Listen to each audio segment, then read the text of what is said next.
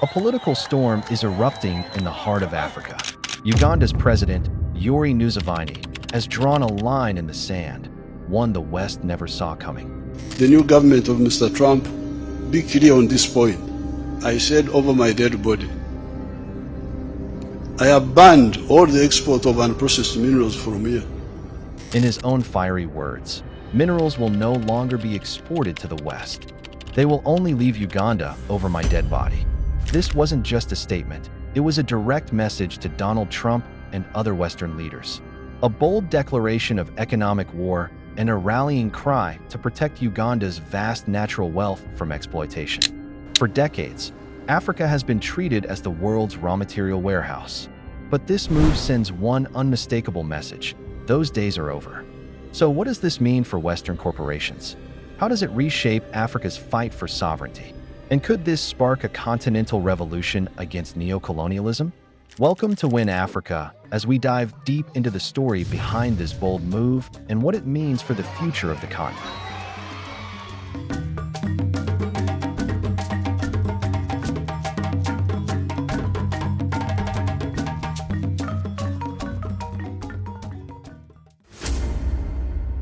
What makes this moment even more remarkable is President Nusaviny's recent awakening and determination to fundamentally change Uganda's economic destiny. For decades, Uganda's vast natural wealth, from coffee to minerals, enriched foreign nations while leaving Ugandans behind. But in a bold turn of events, Nusaviny has vowed to challenge Western powers head-on, not just through words, but decisive actions. Recent reports from international media confirm this isn't empty rhetoric.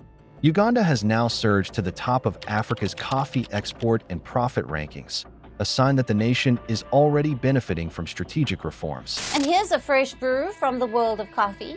Africa has a new top coffee exporter.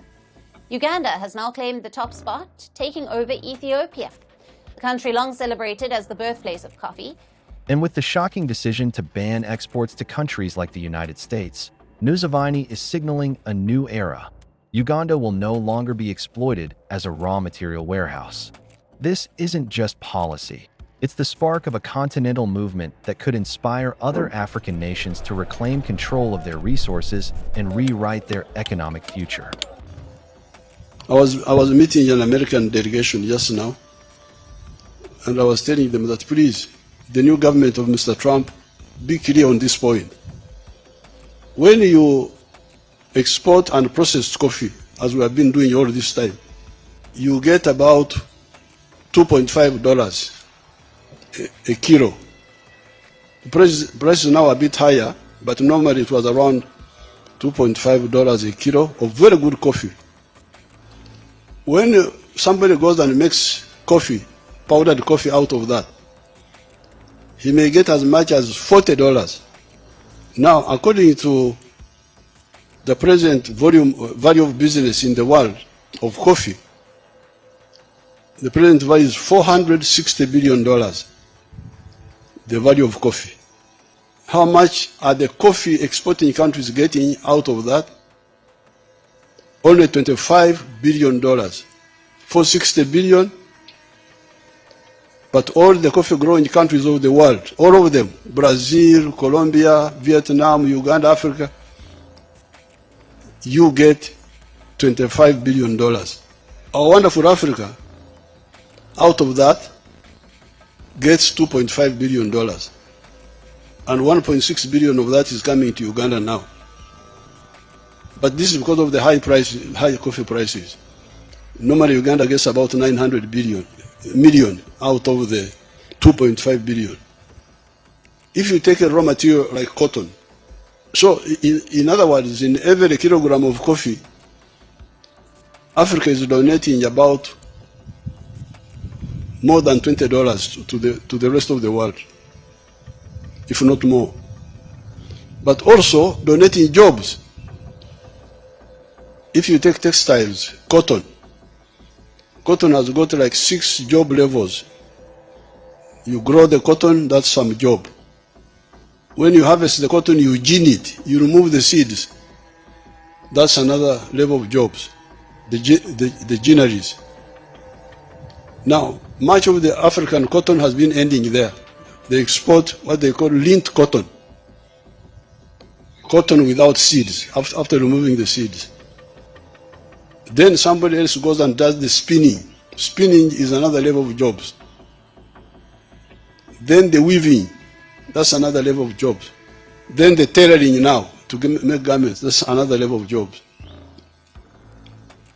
Of course, there are other values in cotton which Africans were not bothered with. Gunpowder is from cotton. People don't know that. That's why the Chinese were taking a lot of cotton. Because part of the cotton is what you use to make nitrocellulose, which makes the gunpowder. They're relying on raw materials, exporting. You are donating money and donating jobs. When you see these children dying in the Mediterranean, going to Europe, this is the problem. They are being killed by these economies. So you can go to every raw material, whether it is agro-based or minerals. Some people wanted us to export. We have got very good iron ore here. The best in the world, high grade, 70% pure. It's the best. There's only the one of Peru is near, about 50%, but ours is much higher. So some people wanted us to export iron ore, or butare, we call it in our language, to India. And one of our districts, where some people who are here, whom I see come from, had already made a deal with India that we sell our iron ore to them as iron ore. I said, over my dead body, I have banned all the export of unprocessed minerals from here. Let them stay in the ground. When the grandchildren come, they will get them out. So, a ton of iron ore at that time they would give us $47. Then they go, because it is very high quality, a ton of iron ore gives you 700 kilograms of steel, almost 1-to-1. Now, from a ton of steel, that time they were getting $900. So, the sleepy Africans here, the French have a good word, dormir beaucoup, that we are sleeping too much. The sleepy Africans would get $47. A clever outsider would get $900 from almost the same amount of. Later on, when the price had come down a bit of steel, it was about 600, 700, I don't know where it is now. But it's much more than what we would be getting. So I said, no way, let the iron ore stay in the ground. Because then you would be losing jobs, losing money. If you've watched this video up to this point or you're still tuned in, it means you truly care about the message and support Africa's growth. Please take a moment to subscribe and follow our YouTube community. It shows that you appreciate the effort behind this content and want to see more stories that matter. Let's continue. So raw materials are a curse. I don't know what this forum has, what position they have taken on it, but really that is the real curse. Now, sometimes when Africans wake up a bit, they concentrate on import substitution. But that's not good enough, because the internal market is not big enough. We must, yes, do import substitution, but also engage in export promotion, because the export markets are bigger than the internal market. That's also another area to look at. Now, the other bottleneck are the small economies, the balkanization of Africa into these small markets. Because when people really wake up, you will soon find that the internal market is not enough. In Uganda, when these Ugandans got some stability and woke up, in a very short time, they found that everything was in surplus. The internal market was not enough. The milk production, 86 were producing 200 million liters a year. We are now producing 5.3 billion liters of milk a year. But the Ugandans consume only 800 million liters. So more than 4 billion liters of milk is surplus. The internal market is not enough. Maize, cement, steel, all those products, tires and so on, industrial and even agricultural. The internal market is not enough. So that's why the regional market becomes very crucial. I'm very grateful to the East African leaders when they agreed, including people like His Excellency Chikwete, when they agreed that we revive the East African community and expand it. And also all the African leaders, because they have agreed on the CFTA, Continental Free Trade Area of the whole of Africa. It's already signed, but the only problem is implementation. So the forum should look at how we can intensify, because part of the problem of the CFTA is the infrastructure. At one time, we were talking of the railway from Djibouti to Dakar, from Mombasa to Kisangani. But now, I no longer hear about that. So in terms of our sensitization, we should emphasize that the market, the infrastructure support the market. Then infrastructure,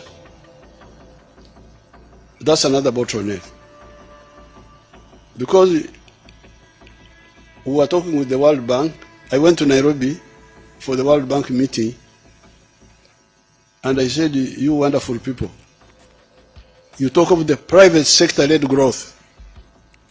Yes, but the private sector needs low costs of doing business, which means low cost of electricity, low cost of transport. Labor is low cost, that's no problem in Africa. The labor is not expensive. But you need low cost of money in the bank, and so on, which means infrastructure. So infrastructure must be emphasized, not just, and when the World Bank talk of infrastructure, sometimes they talk only about the roads. The roads are good for cars and passengers, but not good for cargo. For the cargo, we need the railway. The railway and the water transport. They are much cheaper. So that's another bottleneck. Then, of course, education and health, the human resource. The human resource, you cannot have the transformation if your people are not educated, they are not healthy, they are not skilled. Here in Uganda, we have been having another bottleneck. This is a big proportion of the population outside the money economy, only working for the stomach, for eating. Because here in Uganda, you don't have to be very, very brilliant to survive. You can survive even if you are not. You eat mangoes, you go to your relatives, you spend all the time. Your relatives see you coming. Where are you going? I have come to see you. Imagine. I have come to see you. The man is not working, but he's eating. We checked when we came into government, and we found that by independence, only 4% of the homesteads were in the money economy. The rest, 96%, were outside the money economy, working only for the stomach. This is not just about Uganda. It's about the future of Africa. Note to low-cost access to resources in Africa. The African continent has been providing the West with inexpensive raw resources for far too long. These resources have been exploited by the US, France, the UK, Australia, and Germany to develop and industrialize their nations. African nations, on the other hand, have remained undeveloped and unproductive, reaping little to no benefits from their wealth of resources. African leaders, such as Uganda's President Nusaviny, have finally made the decision to firmly oppose the unrelenting exploitation of their continent's resources. All of us, the coffee producers in the world, our share $25 billion.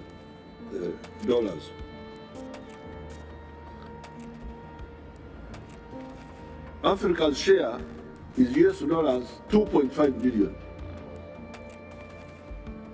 Out of the 460 billion, Africa's share is 2.4 billion.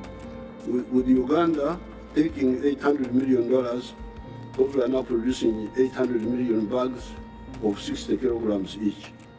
Germany, a non-coffee producing country, earns US dollars from coffee, 6.85 billion from coffee, more than all the African coffee producing countries. My young friend from Burkina Faso was asking about this, where the problem is. You see, outsiders, particularly those from the West and even China, would start courting the African president of that country in the same way that a man would court a woman whenever it was announced that a certain mineral had been discovered there. They would appear superior to the African leader, wearing suits and exuding confidence. They would then make a proposal and convince the African nation that it would be advantageous.